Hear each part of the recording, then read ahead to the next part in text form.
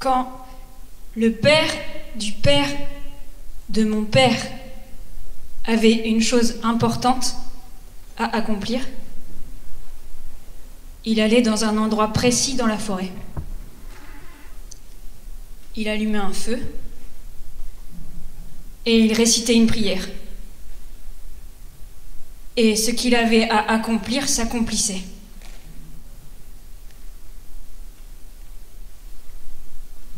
Quand ce fut au tour du père de mon père d'avoir une chose à accomplir, ce dernier avait oublié l'endroit précis dans la forêt. Mais il savait encore allumer le feu et il connaissait encore la prière. Et ce qu'il avait à accomplir s'accomplissait. Quand ce fut au tour de mon père d'avoir une chose importante à accomplir, il ne connaissait pas l'endroit précis dans la forêt. Il ne savait pas allumer le feu. Mais il connaissait encore la prière. Et cela fut suffisant.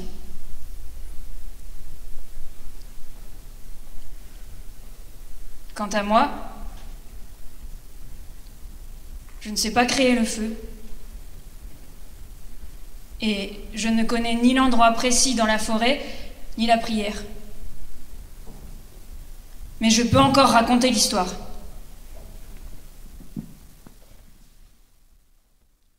Bon, alors, on en est là. On devrait inventer un parlement des fleurs. Un parlement sauvage.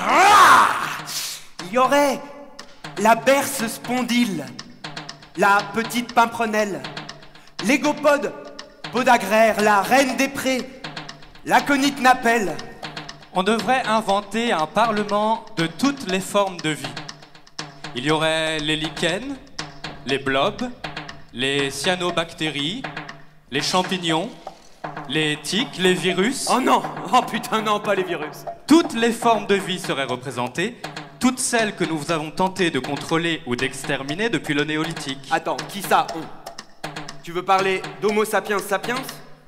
Ou tu veux parler du genre Homo en général? Parce qu'il y en a du monde avant nous. Homo ergaster, Homo habilis, Homo antecessor, l'homme de Denisova, Homo neanderthalensis, Homo floresiensis. Ça va, j'ai compris. Homo sapiens est-il vraiment responsable de toutes les catastrophes qui nous attendent? Il y a à travers le monde des humains qui vivent en parfaite harmonie avec les autres formes de vie. Le problème est-il notre espèce, ou une partie de notre espèce?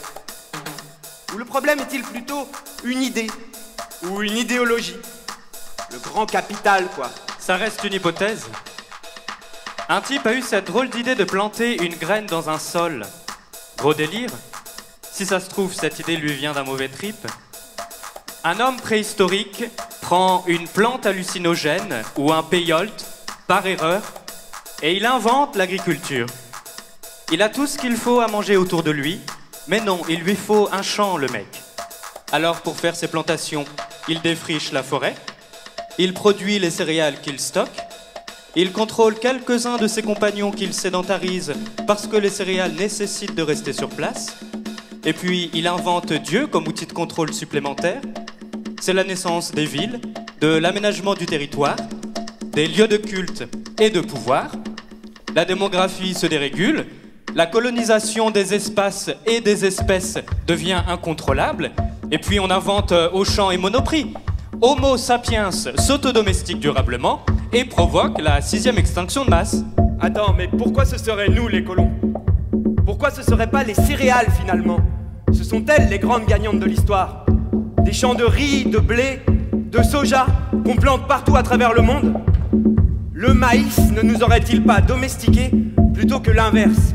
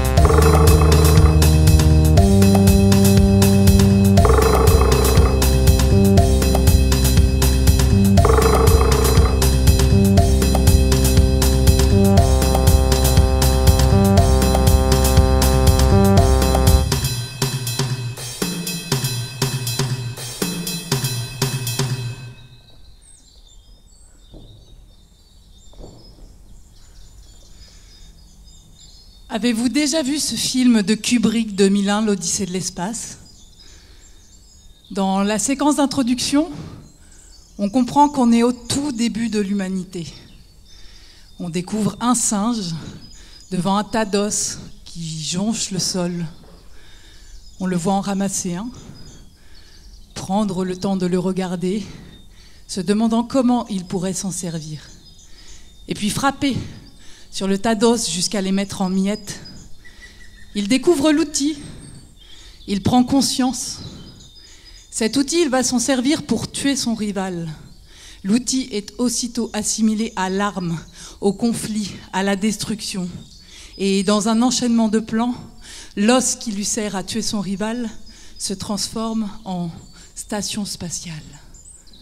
La métaphore pessimiste du progrès par Stanley Kubrick. Eh bien moi, je dis que c'est pas là qu'on a déconné. Moi, je dis que le premier à avoir merdé, c'est celui qui a inventé l'agriculture.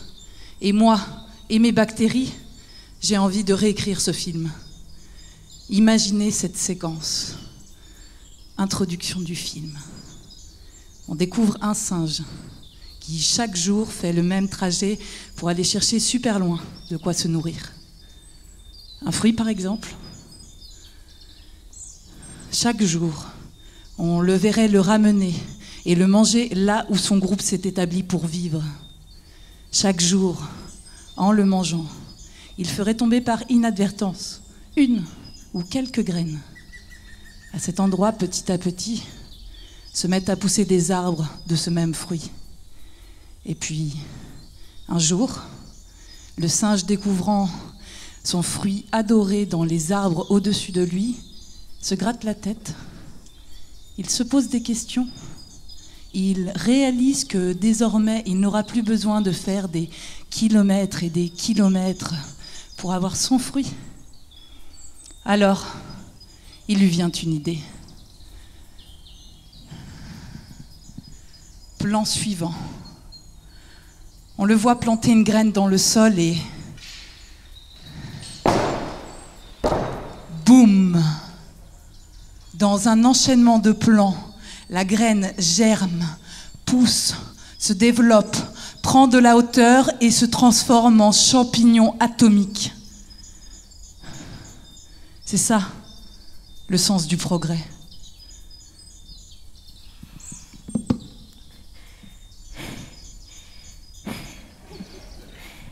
Donc là, ça a l'air d'être une amanite rougissante, mais avec une feuille dessus. Ouais, une fleur. Donc, en fait, tu vois, l'amanite, c'est exactement le champignon des dessins animés. C'est ce qu'on voit avec des points blancs dessus. Parce qu'en fait, c'est ce que j'expliquais au début. Ils ont une volve, donc un espèce d'œuf. Et quand le champignon grandit, en fait, c'est cette espèce d'œuf qui laisse des traces blanches dessus. C'est son reste. Mais en fait, si tu touches, on peut essayer, hein. Bah, tu vois, ça s'enlève facilement.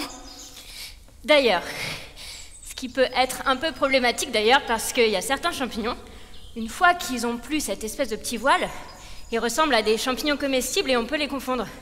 Enfin ouais, du coup, faut vraiment se méfier, quoi. Il y a déjà eu des intoxications, notamment, la plus classique, c'est justement l'amanite tumouche, qui est le champignon rouge avec des points blancs dessus. Quand il y a une grosse pluie, il perd ses points blancs, parce qu'ils sont lavés. Et il ressemble beaucoup à des amanites des Césars, qui est un excellent comestible, et il y a plein de gens qui confondent, et qui se font des intoxications avec ça. Sauf que c'est pas très rigolo, non ? Mais moi, avant de manger des champignons, quand même, pour être un peu en confiance, j'aime bien que des gens m'aient initié. Mais il faut le savoir, hein. Il y a des pharmaciens, ils sont hyper au taquet sur les champignons.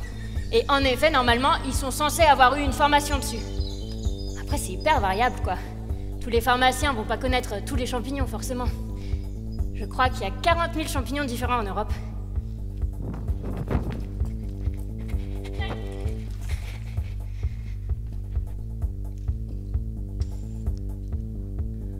Vous trouvez ça pertinent de mettre des fleurs devant vos visages ? Croyez-vous vraiment que les fleurs sont les visages des plantes ? Quand vous offrez des fleurs à quelqu'un, que faites-vous en réalité? Vous offrez des organes sexuels. Pensez-y à la prochaine fête des mères. Non, les fleurs ne sont pas l'équivalent d'un visage humain ou animal. Ce sont les organes de reproduction des plantes. Ce sont leurs organes génitaux. Parlons cul.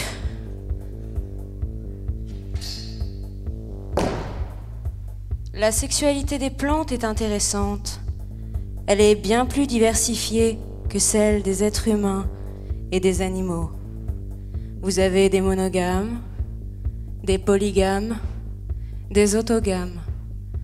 Vous avez des individus plantes qui contiennent à eux seuls des plants mâles et femelles, des plants qui sont soit mâles, soit femelles. Et puis vous avez des hermaphrodites, des plantes dont les organes mâles fécondent les organes femelles d'une autre plante, des plantes dont les organes mâles fécondent leurs propres organes femelles, des plantes qui préfèrent se cloner sans brassage génétique, c'est-à-dire sans sexualité. Et puis, dans certains cas, des plantes qui s'autofécondent. Imaginez Ophrys apifera, l'orchidée abeille, très commune sur les pelouses calcaires de Poitiers. Elle sait se débrouiller toute seule. Avez-vous des exemples de plantes? Geum urbanum. Sa racine possède une odeur de clous de girofle et de cannelle. Vous la trouverez partout au bord du Clin. Elle est androdioïque, c'est-à-dire qu'elle possède des plants hermaphrodites et des plants mâles. Une autre plante, le houblon. C'est une plante psychoactive, très présente elle aussi sur les bords du Clin. C'est une belle liane parfumée. Elle est dioïque, c'est-à-dire que vous avez des plants uniquement mâles, uniquement femelles. Elle fait partie de la famille des Cannabacées, c'est-à-dire de la même famille que Cannabis sativa. Son nom latin est Humulus lupulus. On dirait une formule magique de sorcière, non? Une autre plante? Ah, la datura. Une plante très toxique que les sorcières, justement, encore elles, utilisaient comme hallucinogène avec la jusquiame et la belladone. D'ailleurs, c'est cocasse la manière dont on représente les sorcières dans les dessins animés pour enfants. Comment déjà? Une vieille au nez crochu qui porte un chapeau pointu et qui s'envole sur un balai.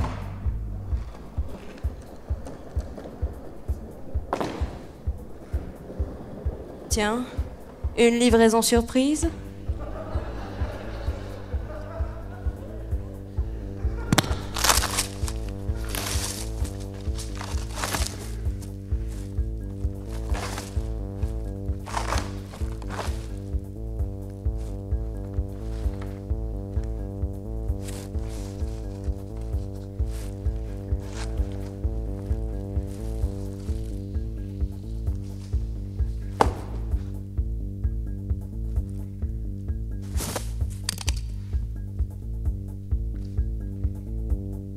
C'est précisément ça qui nous intéresse.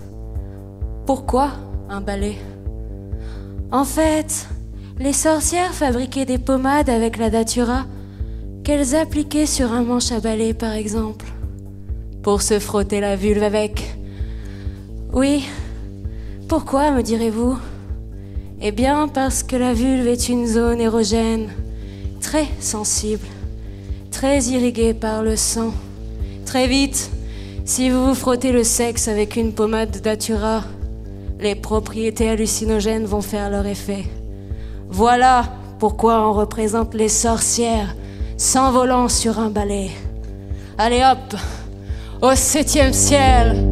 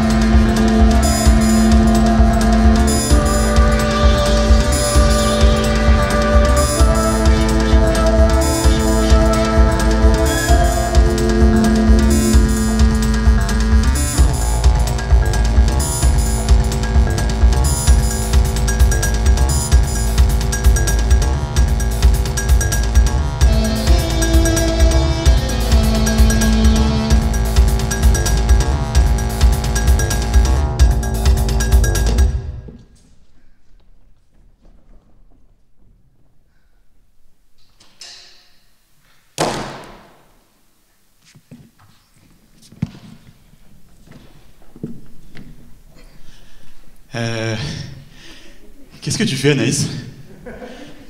Bah, je fais caca. Ouais, je vois. Devant tout le monde. Eh ben, figure-toi que c'est très intéressant la merde. Est-ce que tu savais que certains mammifères délivrent des messages grâce à leur caca? Oui, bien sûr. On a tous plus ou moins entendu parler. Mais c'est bien plus qu'une façon de marquer le territoire. Certains excréments délivrent des messages. Ah, ok. Et je peux savoir ce que c'est le message que tu nous laisses là? T'avais quelque chose de particulier à nous dire peut-être? Bon, d'accord, je sais, c'est pas très au point, mais j'essaie. Par exemple, le loup, au bord de son anus, il a des glandes odorantes. Et à chaque déjection, il lâche une multitude d'informations et d'émotions aussi. Comme par exemple, avait-il peur? Était-il en chasse? Était-il un chef de meute? Et tout un tas d'informations qu'on n'imagine même pas. Quand un autre loup passe et qu'il sent l'odeur, il décide si oui ou non il passe cette ligne de démarcation invisible. Ce sont des fanions, des démarcations bien plus complexes qu'une balise GPS. Ah, bah tu vois, j'avais jamais pensé à tout ça. Je ferai peut-être plus attention la prochaine fois que je passe devant une station d'épuration. J'en apprendrai peut-être davantage sur l'état du monde. Ouais. En fait, on se croit souvent au stade le plus évolué de l'évolution. Mais en réalité, nous restons binaires. Nos cartes cherchent des espaces à délimiter, à bâtir et à construire. Et c'est absolument pas la réalité, c'est figé.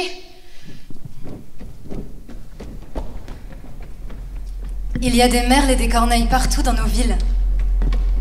Tu les as vus? Ils et elles chantent, mais j'ai l'impression que nous n'entendons plus rien. Nous en avons fait un décor. Les dizaines de chants d'oiseaux que l'on entend chaque jour ne parviennent plus à notre cerveau autrement que comme un bruit blanc. En vérité, ce sont des langues anciennes que plus personne ne parle. On y est. Merci beaucoup.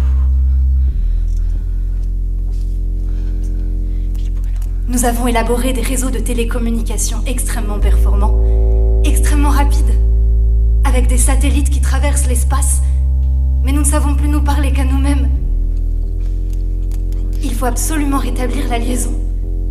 Il faut absolument débloquer le récit.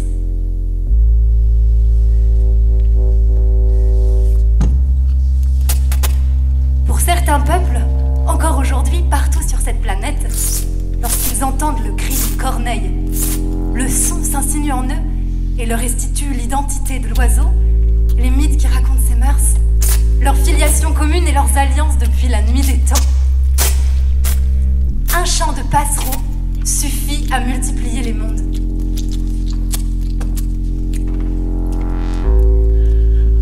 Entends-tu, toi, la corneille? Entends-tu le merle?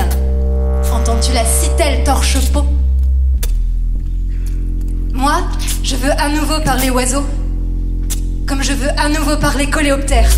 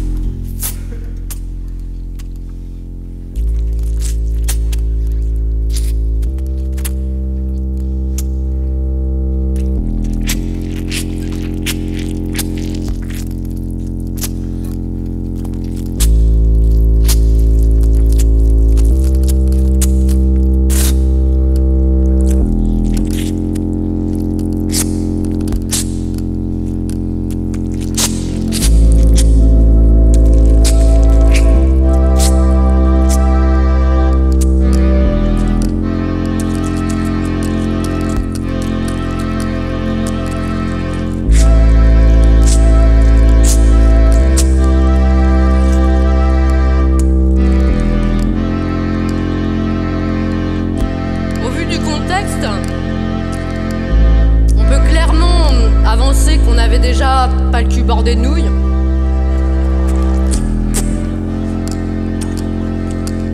Mais on peut dire assurément maintenant